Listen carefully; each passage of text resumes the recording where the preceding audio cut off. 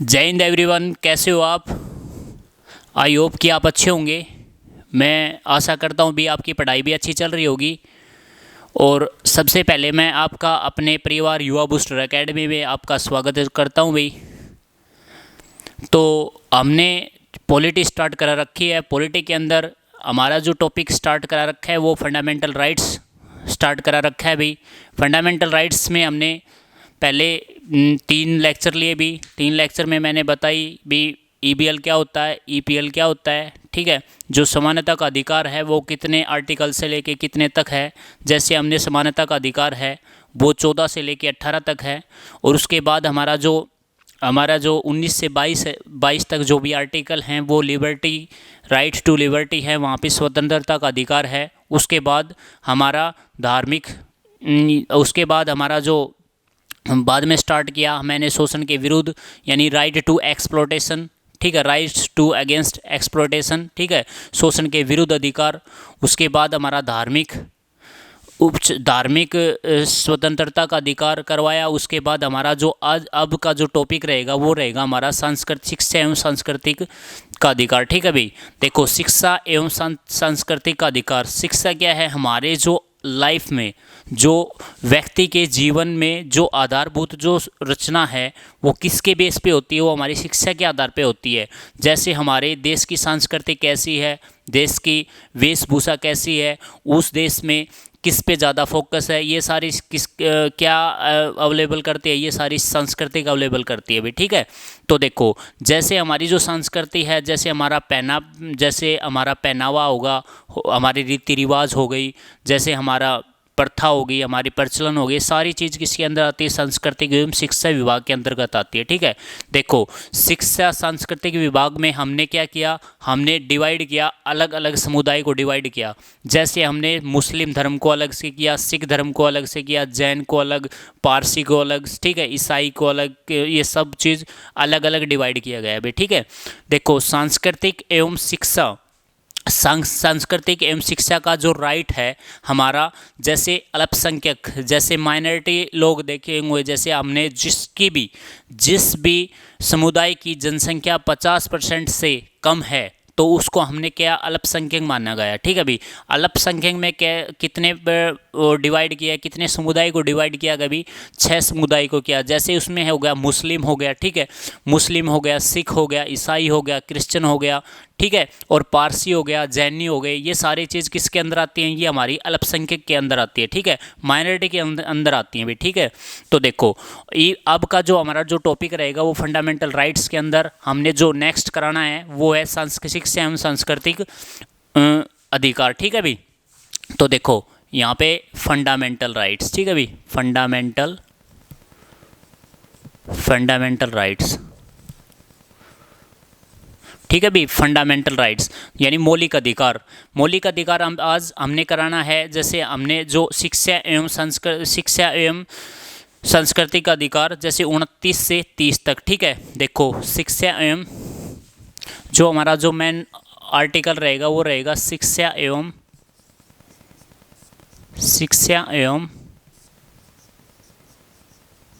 सांस्कृतिक अधिकार। ठीक है भाई,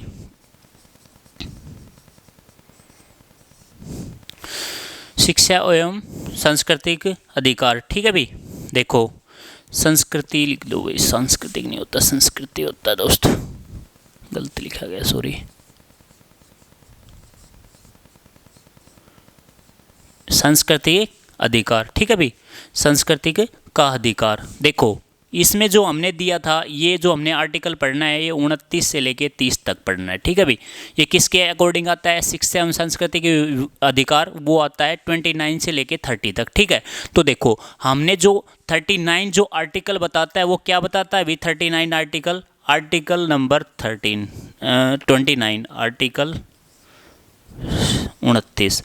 आर्टिकल 29 क्या कहता है भाई। देखो आर्टिकल 29 क्या कहता है, जैसे अल्पसंख्यक होते हैं ना, जैसे अल्पसंख्यक मैंने बताई थी, जैसे हिंदू मुसलमान हो गए, सिख हो गए, ईसाई हो गए, क्रिश्चियन हो गए, जैनी हो गए, पारसी हो गए, ये क्या हो गए, ये माइनॉरिटी पीपल होते हैं इसके अंदर, ठीक है। तो देखो अल्पसंख्यक में उसके सामाजिक, उसके आर्थिक हितों का जो संरक्षण करना होता है ना, उसके हितों का संरक्षण करना होता है, वो क्या होता है, वो होता है हमारा आर्टिकल नंबर 29 के बारे में बताया गया है, उनके बारे में बताया गया है 29 में, ठीक है। उनकी जो भी संस्था है, उसके जो समुदाय हैं, उसके जो संगठन हैं, ठीक है, उसको क्या अधिकार है, उसको सारी चीज़ किसके अंदर आता है, वो अल्पसंख्यक के अंदर आती हैं, और अल्पसंख्यक में भी किस में, आर्टिकल नंबर 29 के अंदर आते हैं, ठीक है। तो देखो 29 के अंदर आती हैं।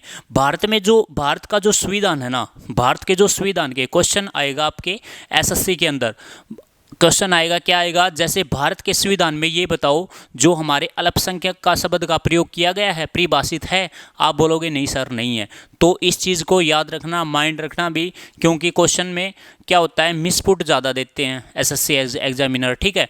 तो आपने क्या करना है, मिसपुट को ढूंढना है, क्या हमारे जो संविधान के अंदर है वो परिभाषित नहीं है कि अल्पसंख्यक है, ठीक है। अल्पसंख्यक 2002 के अंदर क्या हुआ था कि वहाँ पे आबादी, जो भी इंडिया की जो आबादी थी ना, उसमें एक ब्यौरा वो अमेंडमेंट किया गया था उसके अंदर, जैसे 2002 के अंदर अगर जिस भी समुदाय की 50% लेस देन 50% कम है, जिस भी समुदाय की 50% जनसंख्या कम है इंडिया के अंदर, इंडिया के पूरी अकॉर्डिंग के अंदर, ठीक है, तो उसको क्या बोला गया, माइनॉरिटी बोला गया, अल्पसंख्यक बोला गया, ठीक है। क्या बोला गया, यानी आधार के जिस भी 2002 में कहा किसने, जिन समुदाय संप्रदाय की आबादी 50% से कम है वो बोलेंगे अल्पसंख्यक बोलेंगे, ठीक है। तो देखो भाई, जो भारत के संविधान है, वो भारत में जो अल्पसंख्यक है, देखो यहाँ पे 29 आर्टिकल देखो क्या क्या लिखेंगे, अल्पसंख्यक और उनके अल्पसंख्यक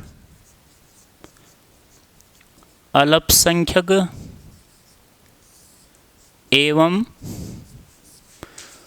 उनके सामाजिक व आर्थिक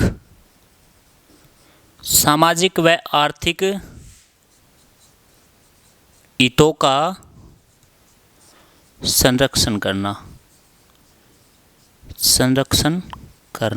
जो हमें आर्टिकल 29 हमें दर्शाता है, वो क्या दर्शाता है, वो दर्शाता है हमें अल्पसंख्यक एवं उनके सामाजिक एवं आर्थिक हितों का संरक्षण करना। वो किसके अंदर आता है, वो आता है आर्टिकल नंबर 29 के अंदर आता है, ठीक है। तो देखो जो अल्पसंख्यक हैं ये बताओ, वो हमारे संविधान में ये शब्द परिभाषित है, ये बोलोगे नहीं सर नहीं है। जो है अल्पसंख्यक, लिख लो भी, ठीक है, अल्पसंख्यक शब्द भारत के संविधान में परिभाषित नहीं है अभी, ठीक है, नहीं है। तो देखो क्या है परिभाषित, अल्पसंख्यक शब्द भारत के संविधान में परिभाषित नहीं है। और जो अल्पसंख्यक जो डिवाइड किया गया ना 29 के तहत, वो कैसे डिवाइड किया गया, उसको भाषा के आधार पर, उसको धर्म के आधार पर डिवाइड किया गया। भी 50% अगर जिस भी समुदाय संप्रदाय की जो आबादी 50% से कम है, तो उसको क्या बोला गया, उसको अल्पसंख्यक बोला गया, ठीक है। वो क्यों बोला गया, वो किस बेस पे उसको डिस्ट्रीब्यूट किया गया, देखो कैसे किया गया, उसके लैंग्वेज के आधार पर और उसके धर्म के आधार पर, ठीक है, उसके फेथ के आधार पर। देखो कैसे, देखो इसके अल्पसंख्यक को किसके आधार पर, संख्यक को जो डिवाइड किया गया, एक तो भाषा के आधार पर, ठीक है भी, लिख लेना भी, भाषा के आधार पर, और एक धर्म के आधार पर, ठीक है भी, यानी धर्म के आधार पर। तो अल्पसंख्यकों को किस बेस पे डिस्ट्रीब्यूट किया गया, उसके भाषा के आधार पर, उसके धर्म के आधार पर। और लेकिन 2002 के अंदर इस चीज़ को भी याद रखना भी, जो 2002 क्या भाई, क्या लिखोगे, सुप्रीम कोर्ट 2002 ने कहा था, सुप्रीम कोर्ट ने कहा था 2002 में, सुप्रीम कोर्ट ने बोला था, ठीक है भाई, किसने बोला था, सुप्रीम कोर्ट ने 2002 में बोला गया था, जिस भी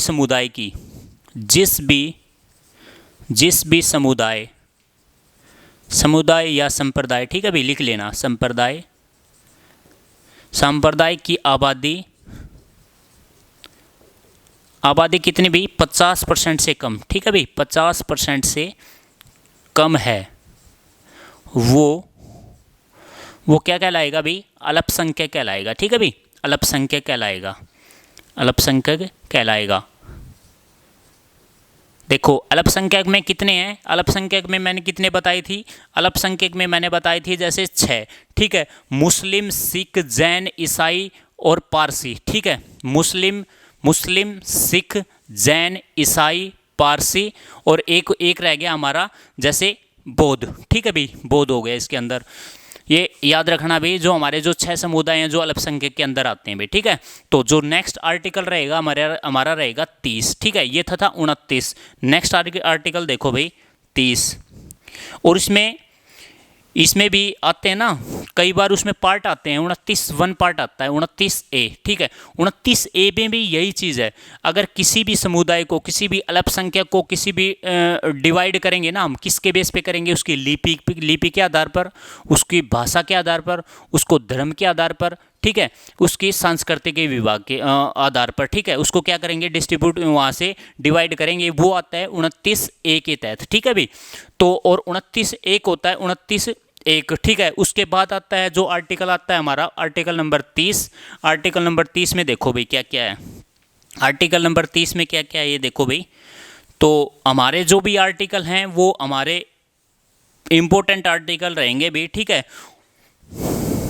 धीरे धीरे हमारी जो पॉलिटिक्स ख़त्म करेंगे भी हम, और मेन जो टारगेट होता है जब पॉलिटिकल उसमें सब्जेक्ट में, तो वो होता है आर्टिकल याद रखना भी आपने।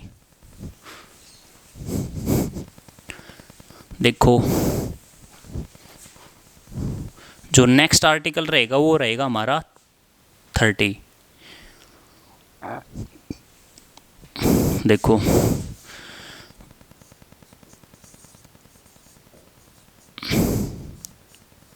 आर्टिकल नंबर 30, ठीक है भाई।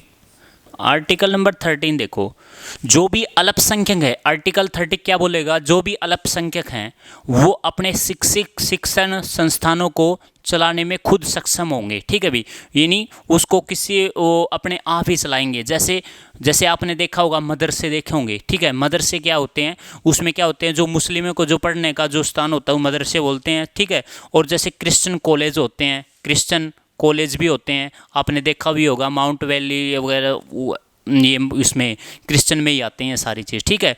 तो देखो अल्पसंख्यकों को खुद शिक्षण संस्थान चलाने का अधिकार, ठीक है भाई। अल्पसंख्यकों को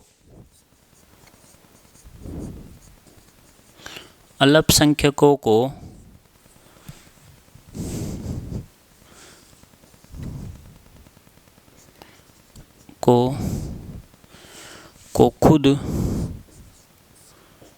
शिक्षण संस्थान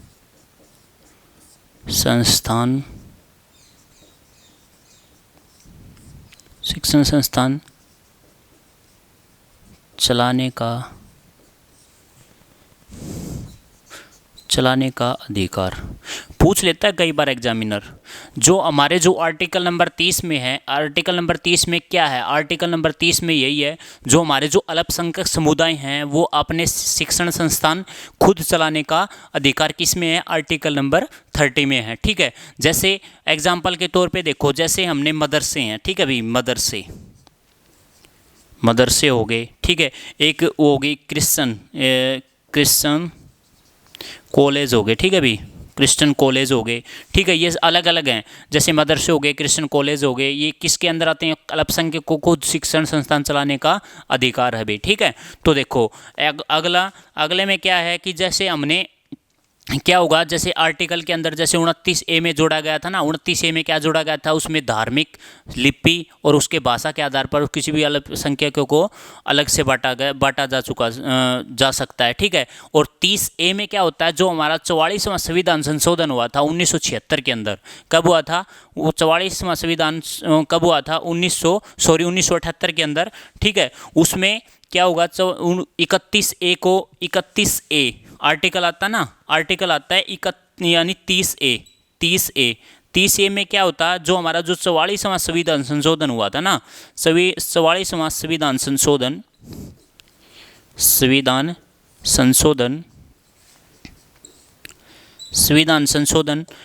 44वां संविधान संशोधन कब हुआ था, 1978 को हुआ था अभी, ठीक है, इसको याद रखना।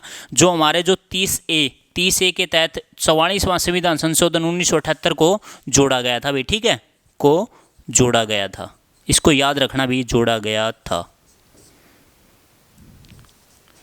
ठीक है भाई। आर्टिकल 30A के तहत कौन सा 44वां संविधान संशोधन 1978 को जोड़ा गया था भी, ठीक है। इसमें क्या क्या थी, इसमें कोई भी किसी भी शिक्षण संस्थान के लिए हमने रकम ली या मुआवजा लिया, वो क्या था, हमारा क्या था, फंडामेंटल राइट्स था, वो किसके अधिकार में जोड़ा गया था, वो जोड़ा गया था 44वां संविधान संशोधन 1978 के तहत जोड़ा गया था, ठीक है भाई। ये सारी चीज़ इसके अंदर आती हैं। और हमारा उसके बाद हमारा आर्टिकल नंबर 32 है, ठीक है। आर्टिकल नंबर 32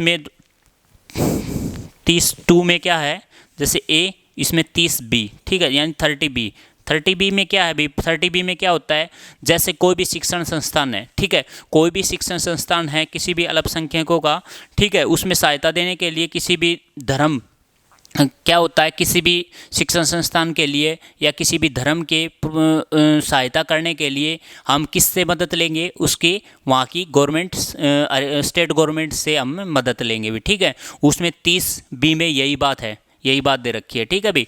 देखो क्या है, उसके भाषा के आधार पर किसी भी अल्पसंख्यकों को वर्ग के प्रबंधन के आधार पर भेदभाव नहीं किया जाएगा। अगर उसमें एक तो धर्म और उसकी भाषा के आधार पर क्या नहीं किया जाएगा, उसके आधार पर भेदभाव नहीं किया जाएगा।